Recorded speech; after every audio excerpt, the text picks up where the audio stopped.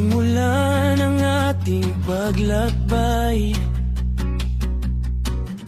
Kasama kita sa bawat hakbang. Ang bawat daan ay tila nakahanda, dahil ikaw ang aking kasangga. Tugtog ng gitara ang ating kasabay. Kamusta mga parts?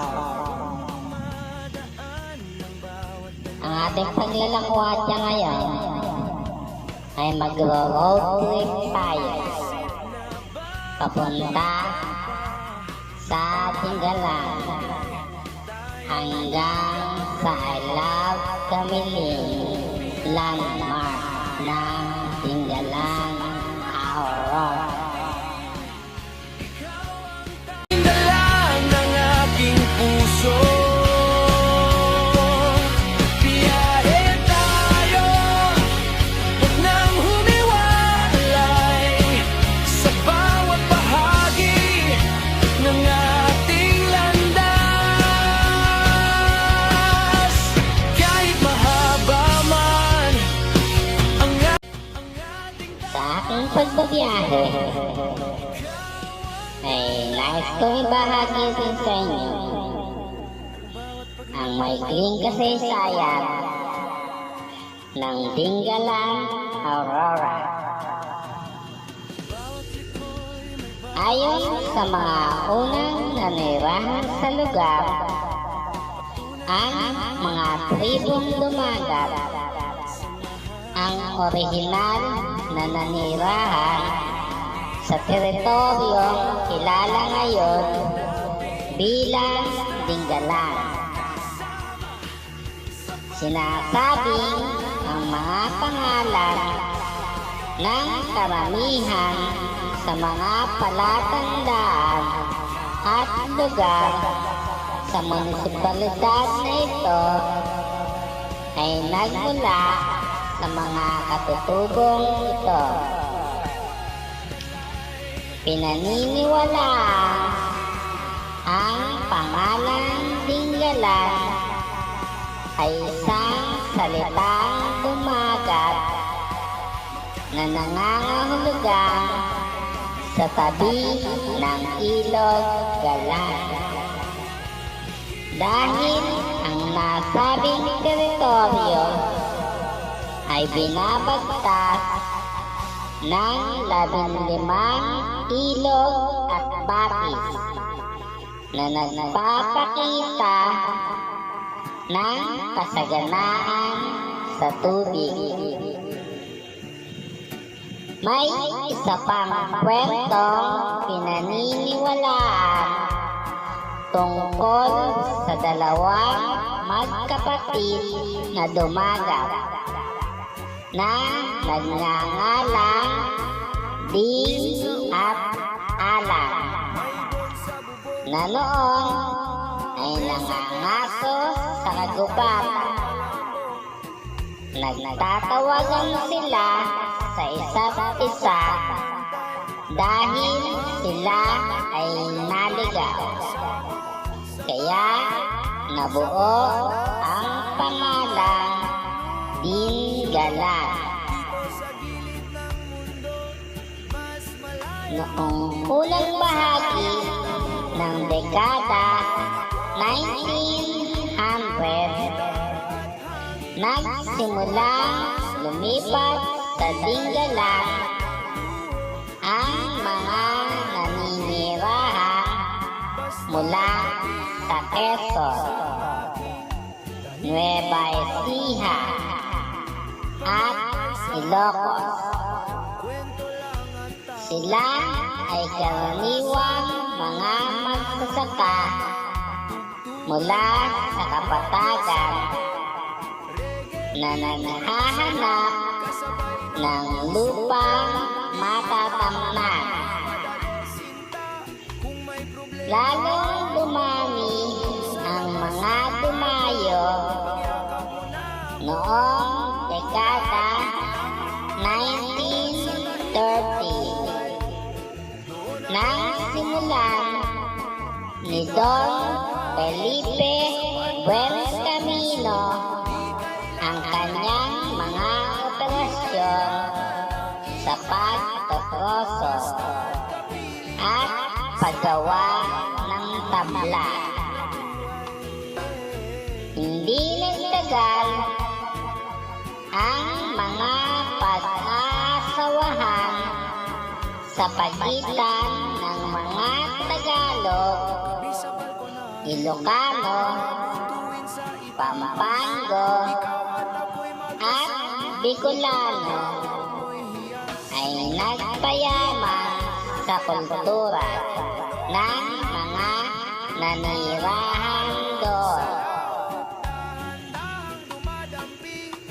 Noong ikalawang digmaang pandaigdig, sinakop ng mga puwersang imperial ng Hapon ang Dingalan. Pinamahalaan ng mga Hapon ang operasyon ng mga pagawaan ng tabla at namutol ng mga puno upang ipangtayo ng kanilang mga barak at garrison. Ang highway na nag-uugnay sa Dingalan at Gabaldon ay orihinal na itinayo noong 1942 hanggang 1945 bilang daanan para sa pagtotroso. Nang malapit na silang matalo noong 1945, ginamit ng mga Hapon ang loob ng Dingalan bilang daanang palabas o exit point habang sila ay umatras. Pero habang lumilipas ang mga gabi, may boses na mahina sa puso. Muling natuklasan ang estratehikong lokasyon ng Dingalan Bay para sa mga layuning militar matapos ang RT-US Mutual Defense Treaty noong 1951 nang ang bayan ay naging lugar ng pagsasanay noong 1957 para sa Southeast Asia Treaty Organization at sa United States 7th Fleet. Naging lugar din ang Dingalan para sa mga pagsasanay militar na RT-US Balikatan. Sa loob ng 3 magkakasunod na taon mula 1982 hanggang 1984, kinilala ang Dingalan bilang isang municipal district noong Hunyo 16, 1956 sa ilalim ng Republic Act 1536 na may paunang populasyon na 2,000 residente.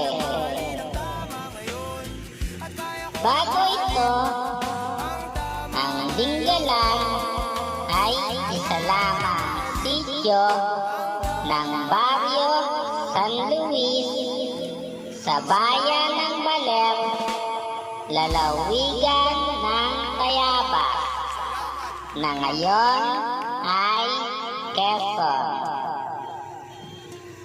Ganap na naging bayan ang Dingalan noong Hunyo 16, 1962 sa bisa ng Republic Act number 3490. Mula dekada 30 hanggang dekada 90, ang pagtutroso ang pangunahing nagpatakbo sa ekonomiya ng Dingalan at pangunahing dahilan ng pagdagsa ng mga migrante.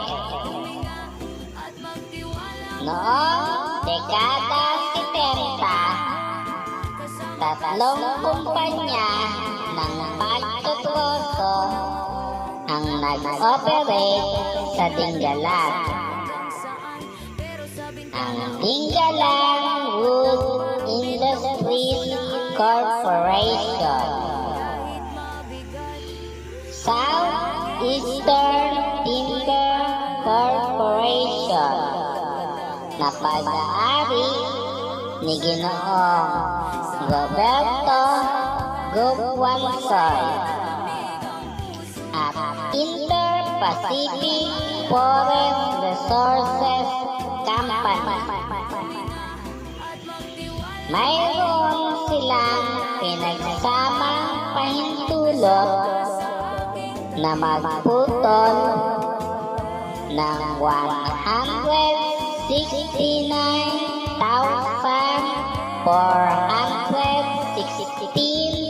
cubic meter ng troso taon-taon. Dami na halos katumbas ng 4,510-wheeler trucks na puno ng kargamento bawat taon. Dahil sa walang humpay na pagtutroso sa pagitan ng 1930 at 1995, nananatili na lamang sa Dingalan ang 2% ng orihinal nitong kagubatan Old Road Dipterocarp. Higit sa 10% ng lupain ang wala ng mga puno o albunan. Mas mabilis ang antas ng pagkaubos ng kagubatan dito kumpara sa pambansang average na 1.4% bawat taon. Ang kulay kayumanging tubig sa mga ilog ng Dingalan ay nagpapakita ng tindi ng pagguho ng lupa, soil erosion at siltation, na dulot ng kawalan ng sapat na mga puno sa gawing itaas ng mga ilog. Nakilala ang Dingalan noong 1957 nang ito ay maging lugar ng pagsasanay para sa mga pwersa ng Siyato, kabilang ang 7th Fleet. Naging isa rin ang Dingalan sa mga lugar na pinagdausan ng mga pagsasanay militar na RP-US Balikatan noong 1982, 1983 at 1984.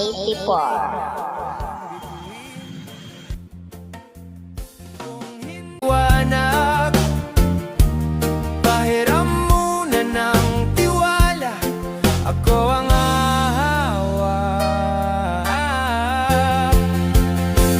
Huwag ka munang bibitaw,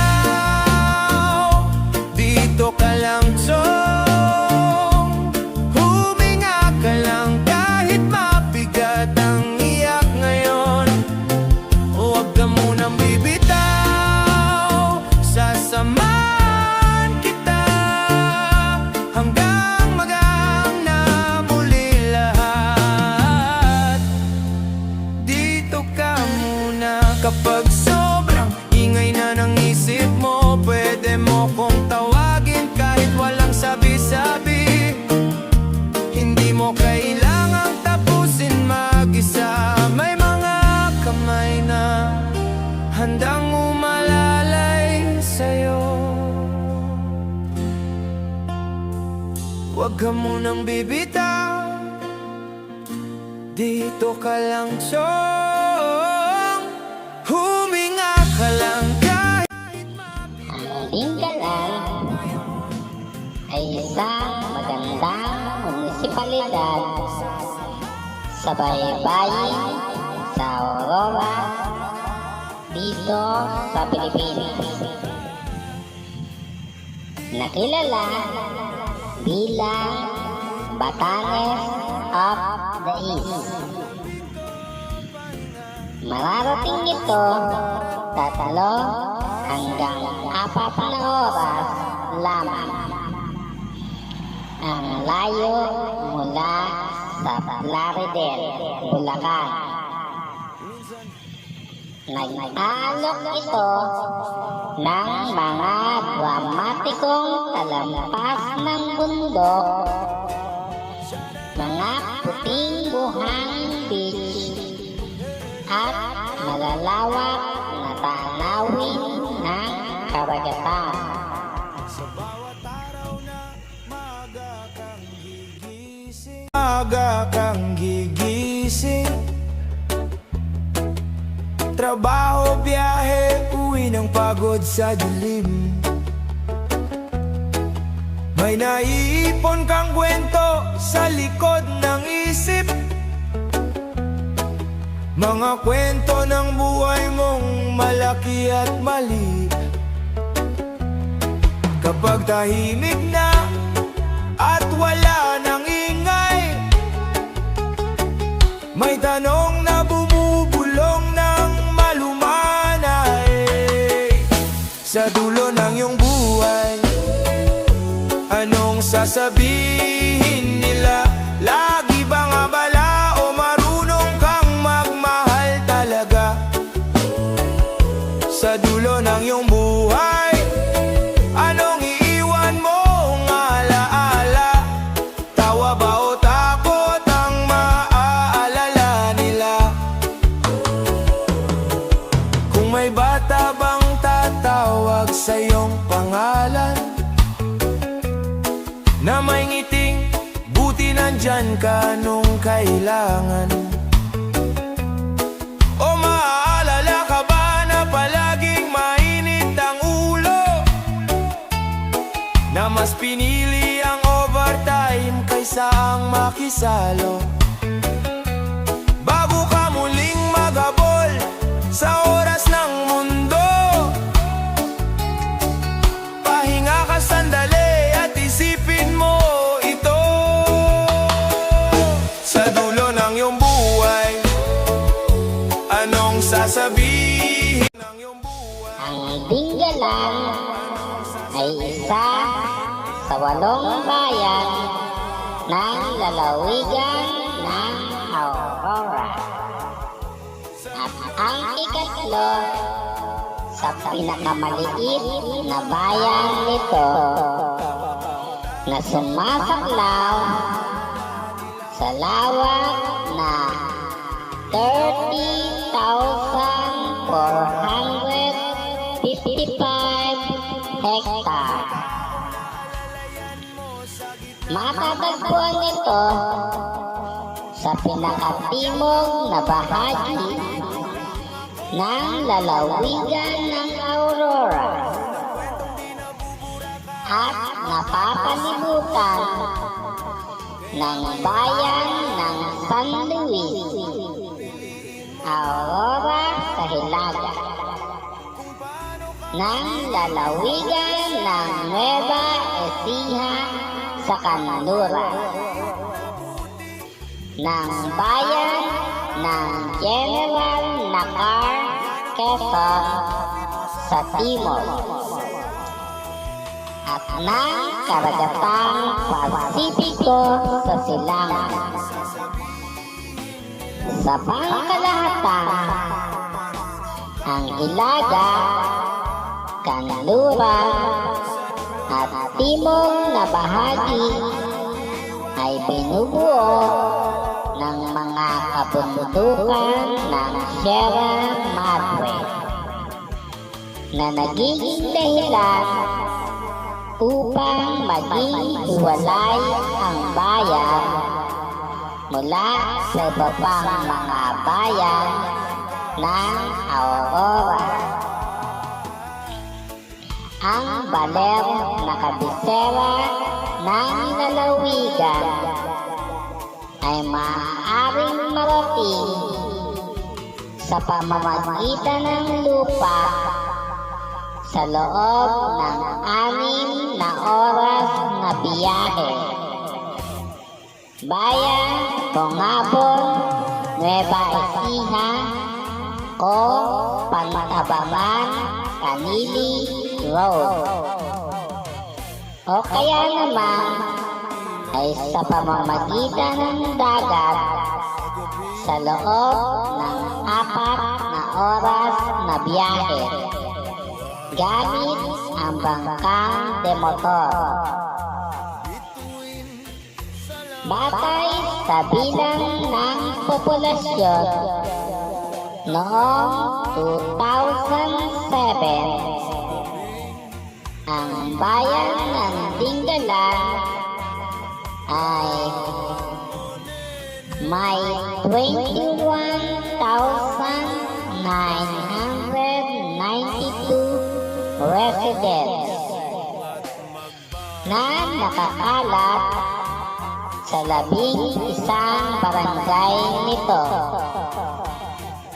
kung saan kapansin-pansin ang konsentrasyon ng populasyon sa barangay Paltik at Tibuna. Mayroong 4,318 na sambahayan sa Dingalan. Pagsapit ng 2010, tumaas ang populasyon sa 23,554 na katao at umabot sa 5,328 ang bilang ng mga sambahayan. Sagana sa likas na yaman ang lugar dahil karamihan sa lupain nito ay kagubatan at matatagpuan sa baybayin. Ang mga kahoy at produktong pangkagubatan mula sa kagubatan ay maaaring magsilbing ilaw na materyales para sa halos lahat ng uri ng produktong pagmamanufactura. Bagamat 9% lamang ng Dingalan Agricultural Community ang tinataniman sa agrikultura sa kabuuang lugar na ito. Ito ang pangunahing pinagmumulan ng kabuhayan ng mga tao. Ang niyog at palay ang pangunahing pananim na tinutulungan ng mga gulay, mais, at mga pananim na ugat. Ang Dingalan Bay ay isang likas na daungan kung saan maaaring dumaong ang mga babagong pangkalakal. 1 kilometro mula sa baybayin. Ang lugar ay may 45 kilometrong baybayin na nakaharap sa kadagatang Pasipiko at sagana sa buhay dagat. At kung maayos na gagamitin, may pagmamalaki nito ang kalagayang pang-ekonomiya ng mga tao. 7 sa 11 barangay ang matatagpuan sa baybayin. Dumadaloy ang panahon, apoy sa dibdib. Alam ng bukas, bawat pagbangon, tanikalay kumakalas, bituin sa langit.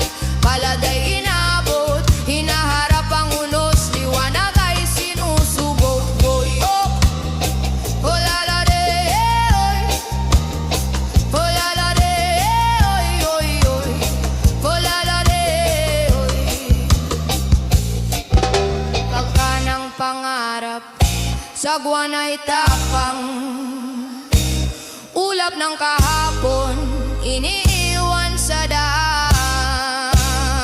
Umusbong ang araw, liwanag sumiko, paglalaban sa dilim, pag-asa'y tumitibay. Guni-guni ng bituin, gabay sa tunguin, bulaklak ng pangarap, patuloy lumalalim.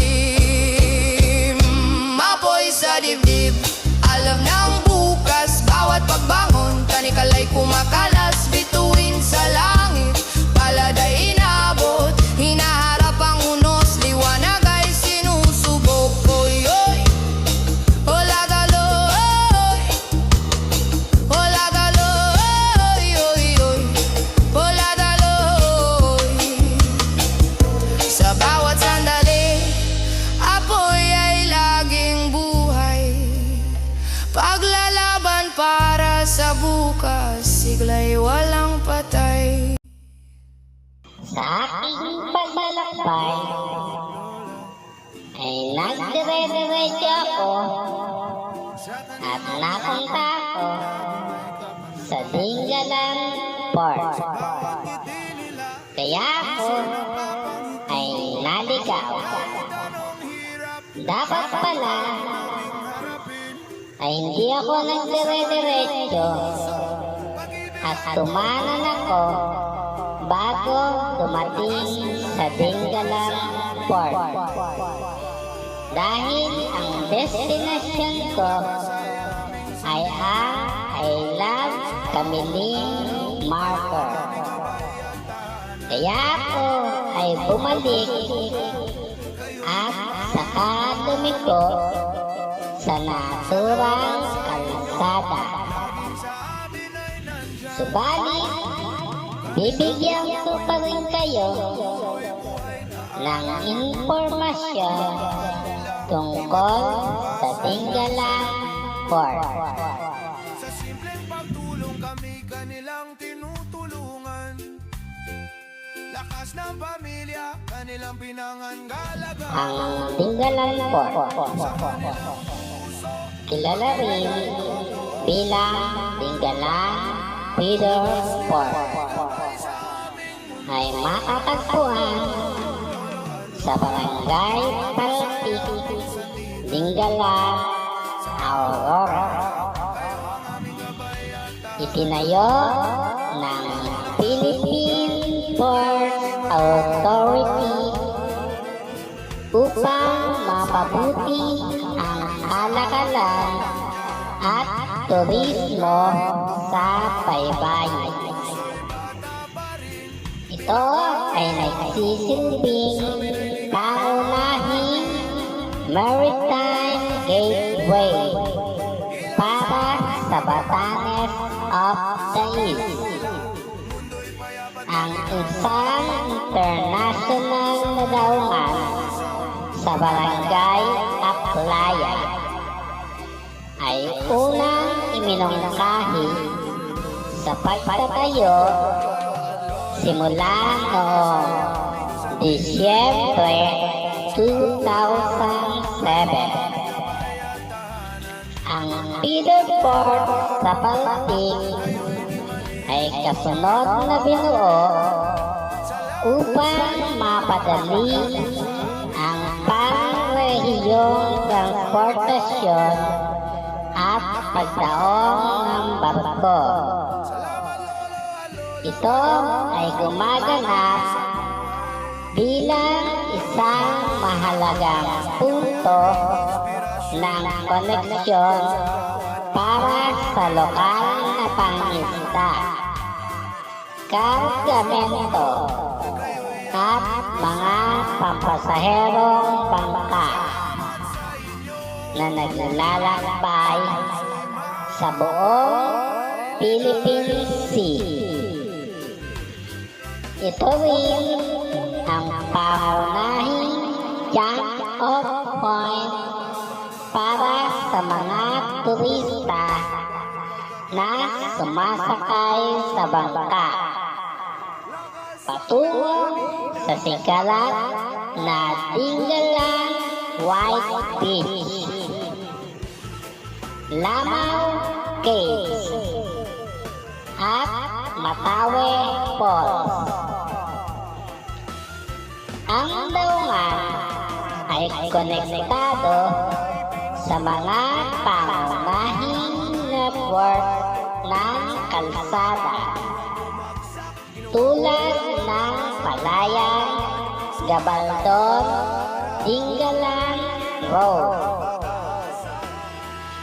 Matatagpuan malapit sa Paltik Poblacion Bridge na nagbibigay sa mga manlalakbay ng direktang access sa municipal center at mga destinasyon ng turista.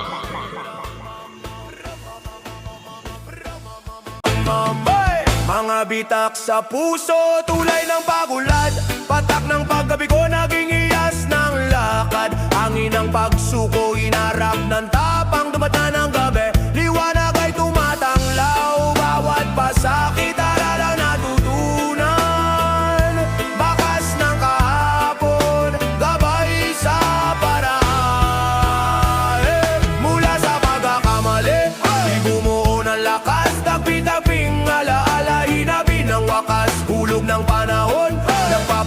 Nagpapatibay ng loob pag-arangkada ngayon Panalo ang sagot Ramamamamamamam Ramamamang se Ramamamamamamam Ramamam Ramamamamamam Ramamamang se Ramamamamamamam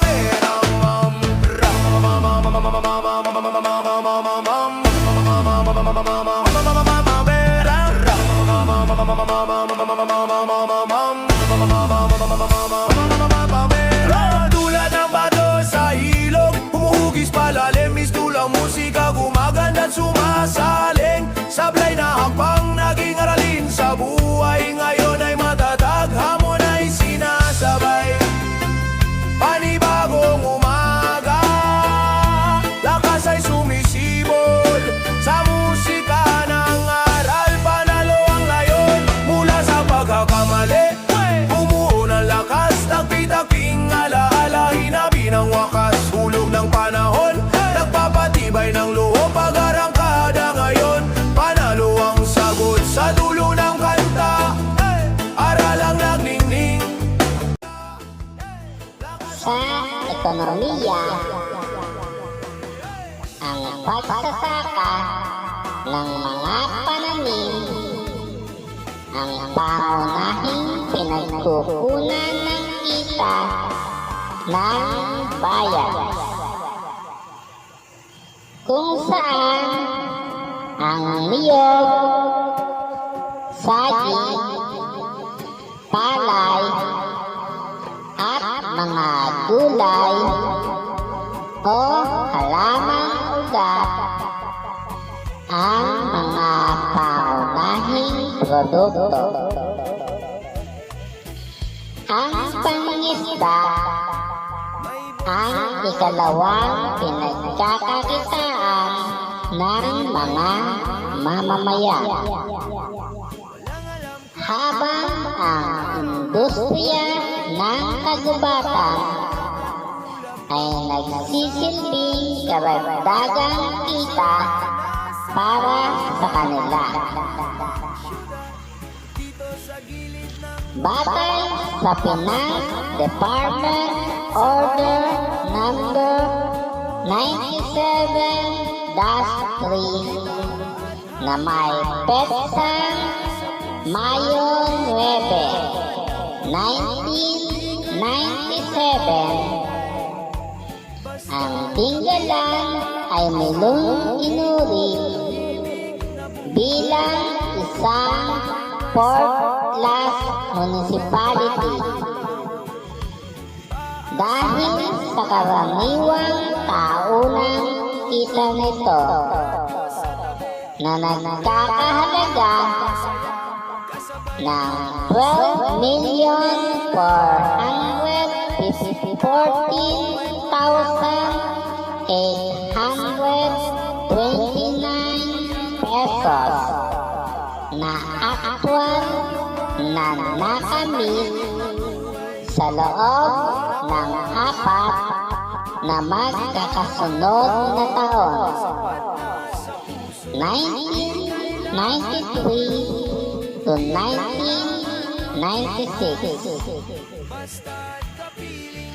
Ang kita ng munisipalidad ay higit na nakadepende sa internal revenue allotment, 95%, business tax, 2%, at miscellaneous income, 3%.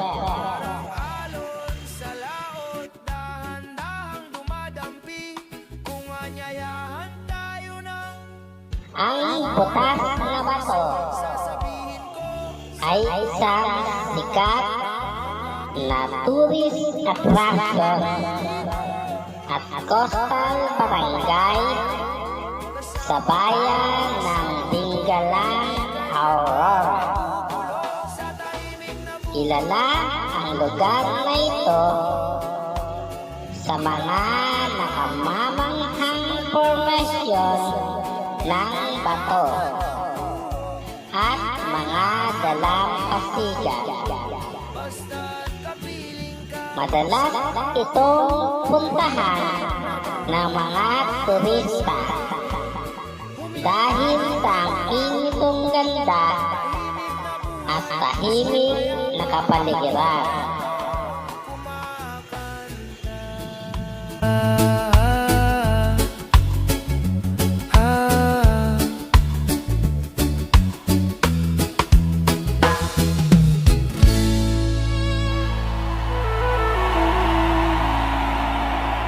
Yeah!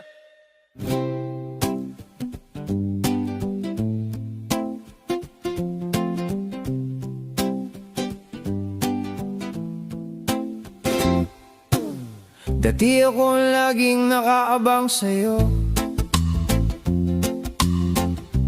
Text na kumusta ang umaga ko. Isang kaibigan lang tayo. Mula sa labi mo, parang gumuho lahat sa loob ko. Pero habang lumilipas ang mga gabi, may boses na mahina sa puso kong nagsasabi, mas mabuti na ako ngayon kahit iniwan mo akong sugatan noon. Natuto kong pakinggan ang sarili kong iyak hanggang sa kaya ko nang muling magalak. Mas mabuti na ako ngayon, di na nakikiusap sa maling direksyon. Mas mabuti na ako ngayon, hirap ko'y pinagtibay ng panahon.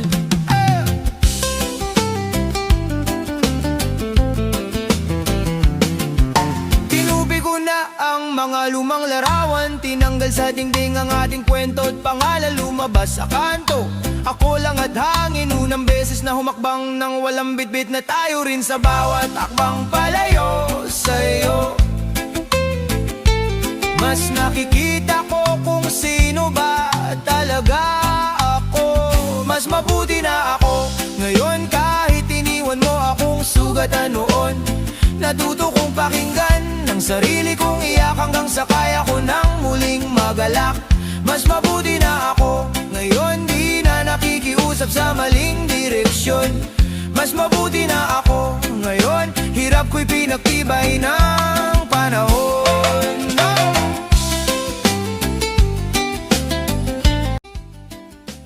Pagpapamulat ng infrastruktura.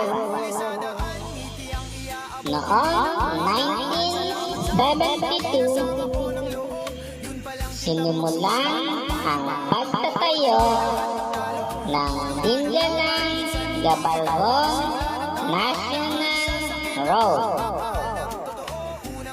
bahagi ng iminumungkahing East-West Road, upang palitan ang laging road na nagsilbing daan na nag-uugnay sa Dingalan sa labas. Gayunpaman, naging daanan lamang ang kalsadang ito noong 1978 nang may tayo ang Tanawan Bailey Bridge. Nilagyan ng asfalto ang 1 kilometrong bahagi ng kalsadang Poblasyon Aplaya at isinailalim sa pagpapabuti ang Provincial Road patungo sa Ibuna at Umiray.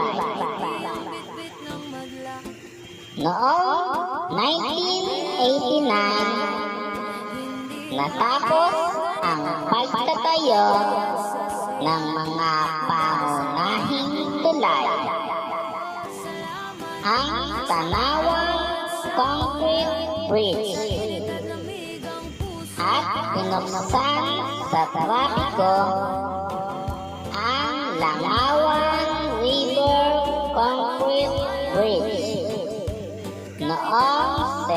Nobyembre 1992. Sinimulan noong 1989 ang paglalagay ng konkretong semento sa mga kalsada sa Barangay Paltik, Ibona, Cabog at Dabilang pagsapit ng 1990. Ang kabuuang haba ng mga konkretong kalsada sa mga barangay ay umabot sa 4.15 kilometer, habang ang mga kalsada sa poblasyon at mga pambansang lansangan ay may habang 0.863 kilometer at 3.06 kilometer ayon sa pagkakabanggit. Noong 2008, sapat ang mga gusali ng 13 paralang elementarya at primarya na may kabuuan 122 na silid-aralan para sa 4,000 na mag-aaral. Gayunpaman, ang ilan sa mga gusali ay sira-sira na at nangangailangan ng pagkukumpuni at pagpapalit. Ang bagong gusali ng munisipyo ay itinayo noong 1982, habang ang bagong gusali ng pamilihan ay itinayo noong 1988 upang palitan ang lumang pansamantalang pamilihan o talipapa.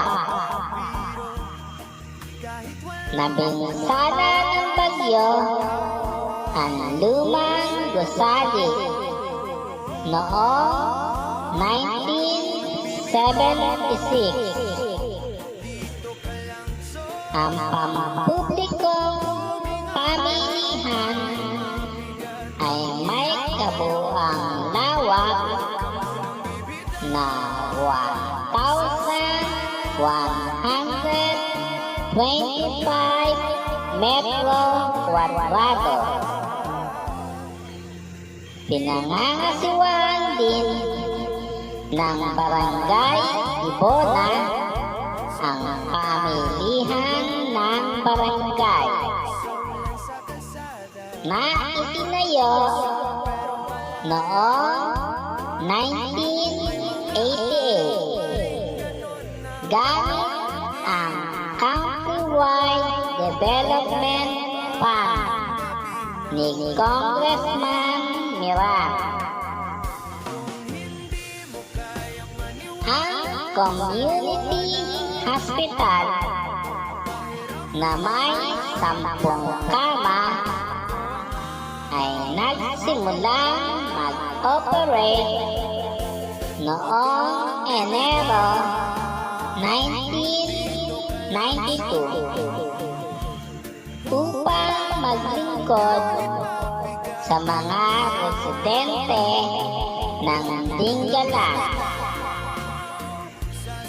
Mayroong 3 barangay health center at isang rural health unit sa barangay poblasyon.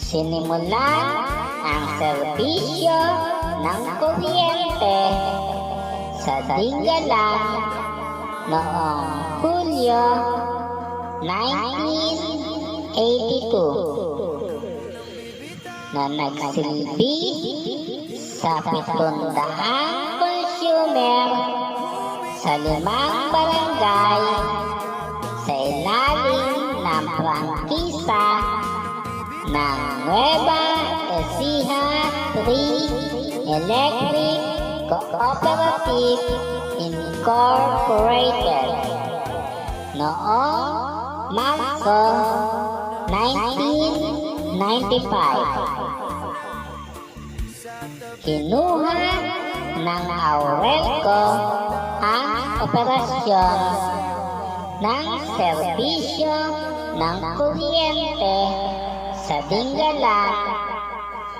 kung saan nagsilbi ito sa 10 sa kabuuan 11 barangay at umabot sa 76% ng mga kabahayan.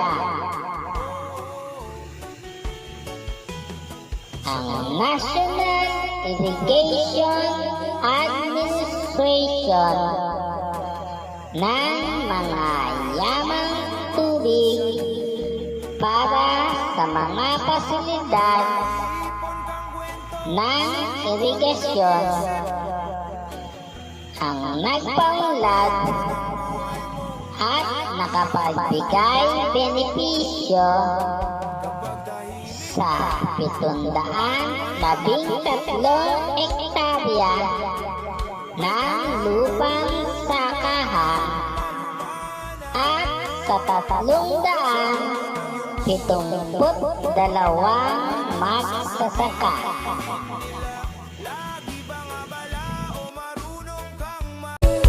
Anong sasabihin nila? Lagi bang abala o marunong kang magmahal talaga? Sa dulo ng iyong buhay, anong iiwan mong alaala? Tawa ba o takot ang maaalala nila? Kung may bata bang tatawag sa iyong pangalan na may ngiting, buti nandyan ka nung kailangan? O maaalala ka ba na palaging mainit ang ulo, na mas pinili ang overtime kaysa ang makisalo? Bago ka muling maghabol sa oras ng mundo, pahinga ka sandali at isipin mo ito. Sa dulo ng iyong buhay, anong sasabihin nila? Lagi bang abala o marunong kang magmahal talaga? Sa dulo ng iyong buhay, anong iiwan mong alaala? Tawa ba o takot ang maaalala nila? Di naman pera lang ang tunay na panalo, yung taong naalalayan mo sa gitna ng unos. Bawat yakap, bawat nandito lang ako, yun ang kwentong di nabubura kahit matapos ang show. Kaya ngayon pa lang, piliin mo na kung paano ka magiging liwanag sa iba. Bawat maliit na buti sa araw-araw, yan ang po sa lugar na ito ay nandito ang Tower Rock Formation. Pero hindi na tayo dadaan dito dahil ang ating plano ay mag-road trip lamang dito sa Tinggalan. Subalit, magbibigay pa rin ako ng ilang mga impormasyon tungkol dito sa Matawe Rock Formation.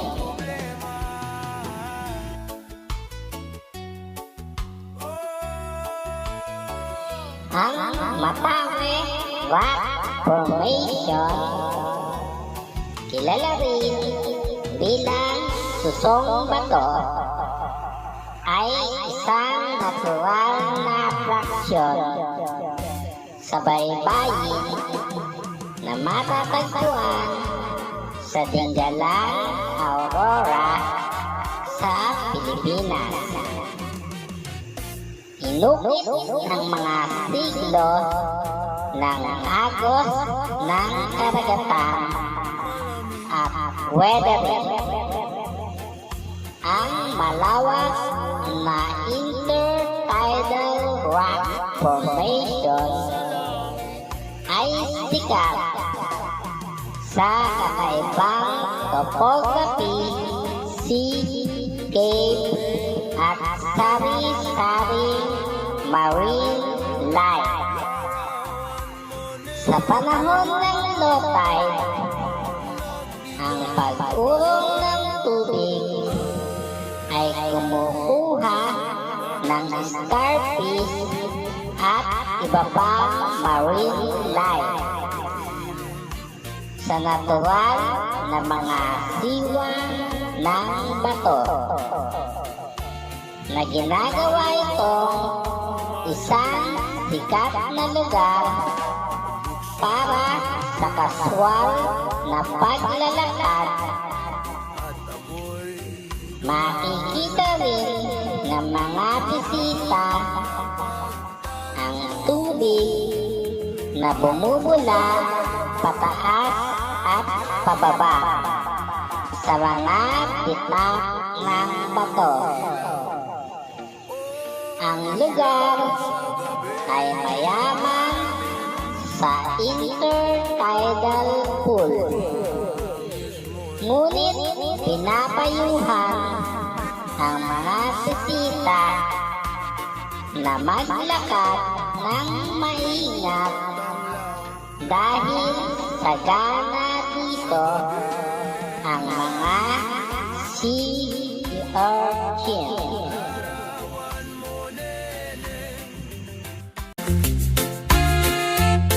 Larawan mo, neneng, nagigay pasakit. Ay, gising at magbangon sa pagkagupilin, sa pagkakatulog na lubhang mahimbing. Magbuksan ang bintana at ako'y dungawin nang mapagtanto mo ang tunay kong pagdaing.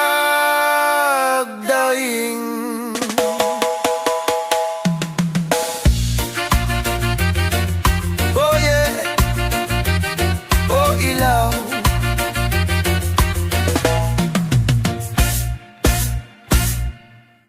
Sa likod ng dilim, apoy. Isang international seaport ang itinayo ng Philippine Ports Authority sa Barangay Aplaya noong Disyembre 2007 na may paunang budget na 61 million pesos. Habang ang billboard sa Barangay Baltic ay isinagawa ng DOTC-PMO na may budget na 31.5 million pesos.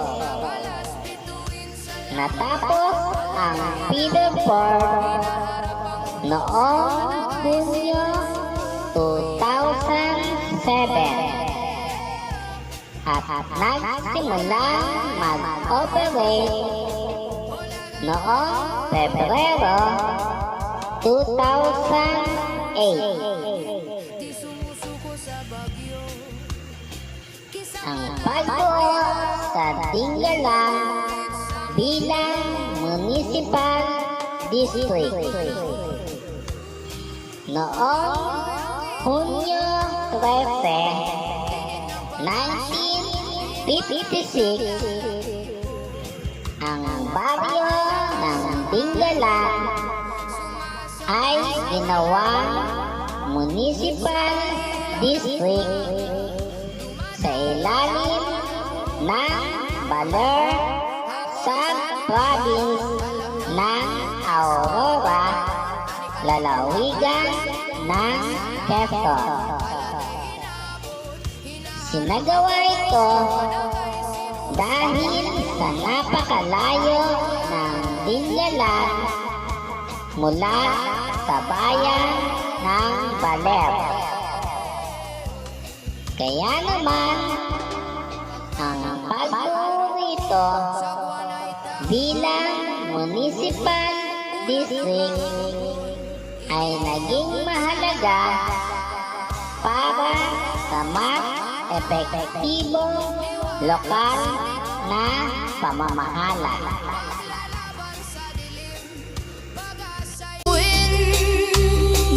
Bulaklak ng pangarap, patuloy lumalalim. Apoy sa dibdib. Ang pinagmulan ng Dingalan. Bago ito naging isang baryo, ang Dingalan ay dati isang sitio ng San Luis na isang baryo ng Baler. Ang pagbabago ng Dingalan tungo sa pagiging ganap na munisipalidad.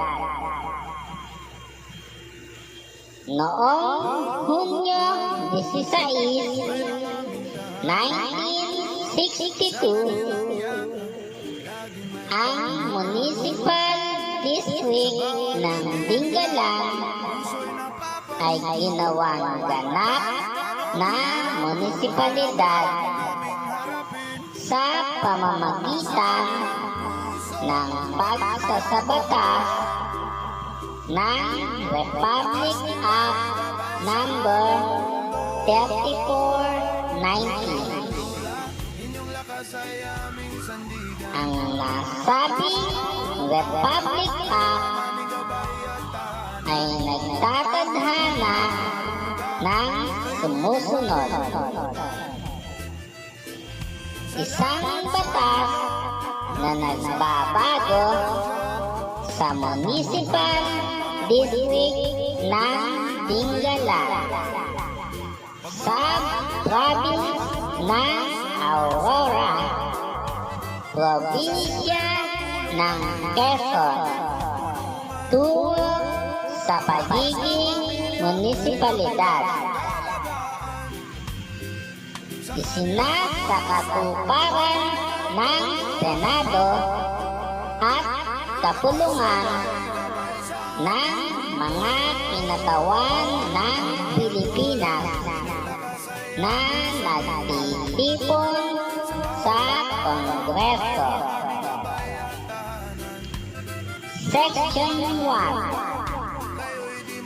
ang municipal district ng Dingalan sa province ng Aurora, probinsya ng Quezon, ay sa pamamagitan nito ay ginagawang munisipalidad.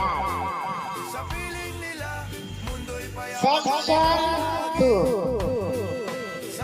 Ang kasalukuyang alkalde, vice-alkalde, at konsehal ng municipal district ng Dingalan ang magsisilbing alkalde, vice-alkalde, at mga konsehal ayon sa pagkakasunod-sunod ng bagong munisipalidad hanggang sa ang kanilang mga kahalili ay maihalal sa susunod na regular na halalan para sa mga opisyal ng probinsya at munisipalidad at makatugon sa mga kinakailangang kwalifikasyon. Section 3. Ang batas na ito ay magkakabisa sa sandaling ito ay mapagtibay, pinagtibay at nilagdaan ni Logio Rodriguez Cornelio T. Villarreal, Pangulo ng Senado, Speaker ng Kapulungan ng mga kinatawan. Ipinasa ng Senado noong Mayo 14, 1962.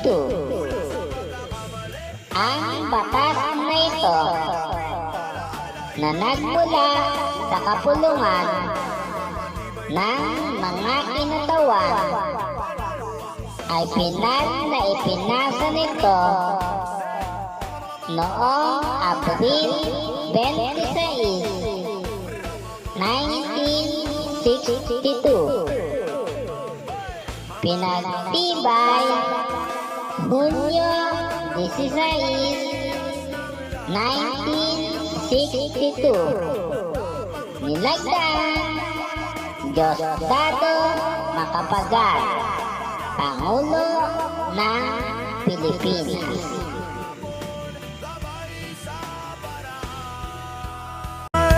Bakas ng kahapon, gabay sa paraan. Mula sa pagkakamali, di bumuo ng lakas. Tagpi-taping alaala, hinabi ng wakas. Hulog ng panahon, nagpapatibay ng loob. Pag-arangkada ngayon, panalo ang sagot. Ramamamamamamamamamamamamse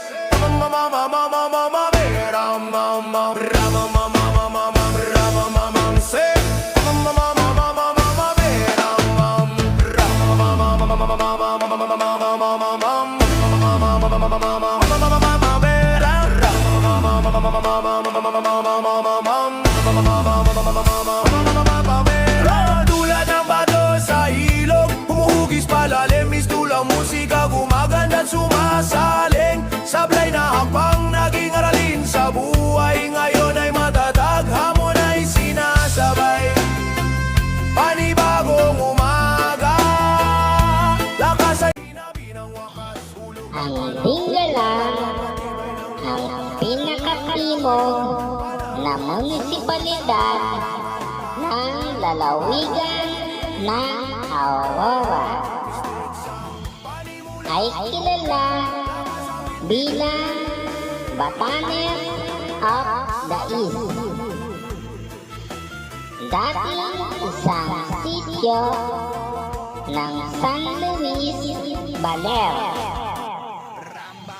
Ito ay pinaninirahan ng mga katutubong dumagat. Bago pa man dumagsa ang mga migrante mula sa kapatagan.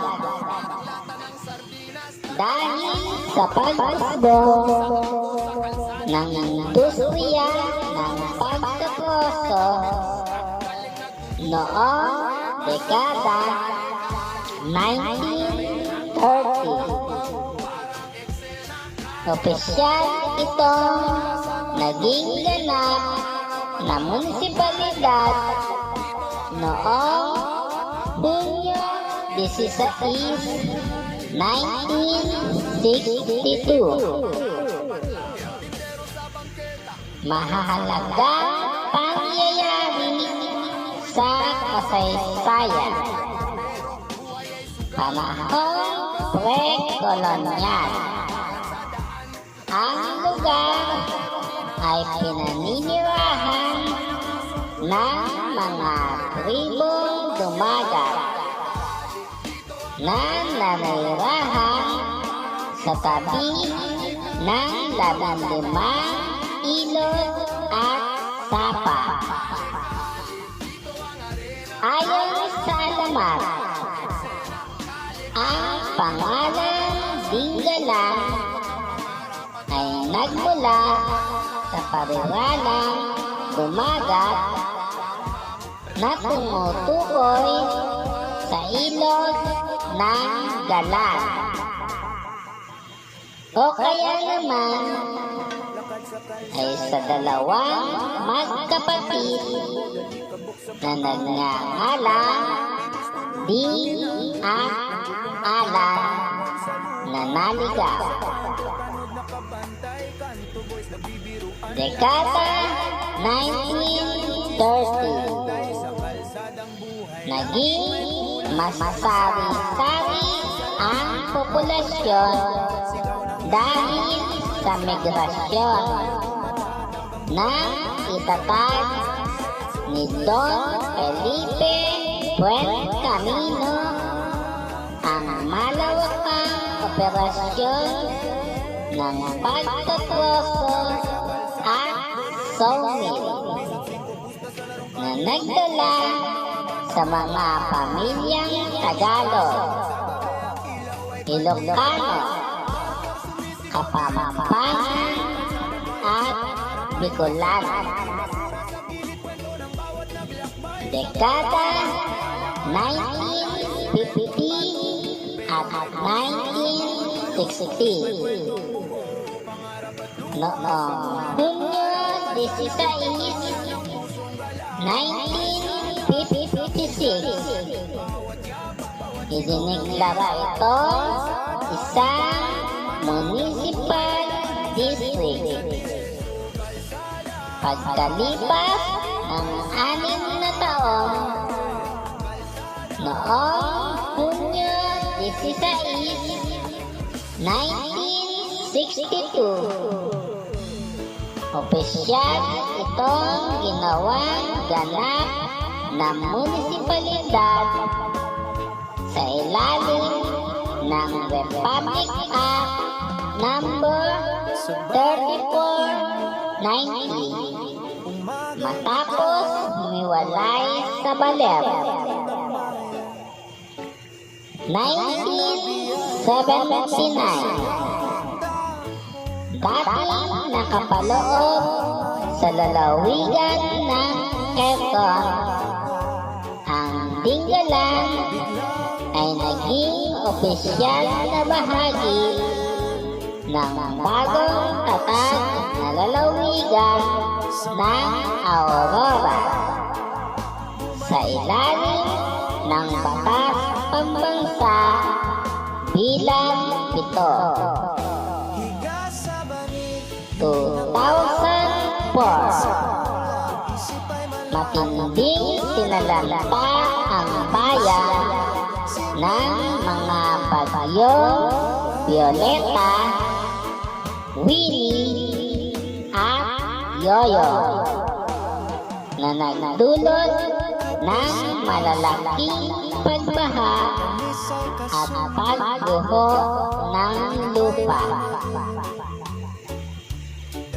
Sa kasalukuyan, ang lokal na ekonomiya ay nagbago mula sa kasaysayan ng pagkatroso patungo sa umuunlad na ecotourism na humahatak sa mga bisita dahil sa magagandang tanawin nito sa gilid ng bangin. Pananaw mula sa komunidad. Ang Dingalan ay isang munisipalidad ng Aurora na kilala bilang Batanes of the East dahil sa likas na kagandahan ng tanawin nito. Sa kasalukuyan, walang mga kalsadang direktang nag-ugnay sa Dingalan at Baler.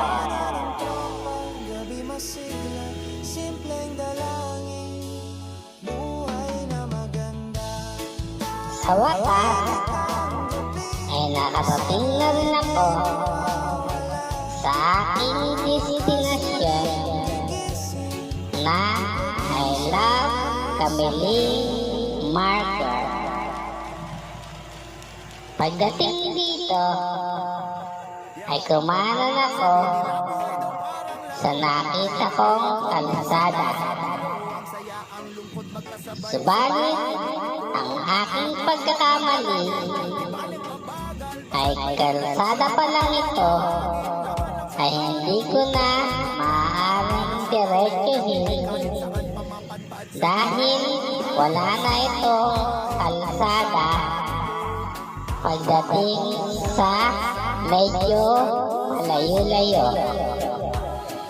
Kaya hanggang dito na lang ang aking paglalakbay at ako ay kailangan ng bumalik dahil dead end na ang aking napuntahan. Maraming salamat sa inyong panonood hanggang sa matapos ang ating video ng paglalakbay. Huwag pong kalimutan na inyong pindutin ang like kung ang ating video ay inyo pong nagustuhan. At mag-subscribe po lamang para sa mga bago nating video at paglalakbay. Maraming salamat po and God bless you all.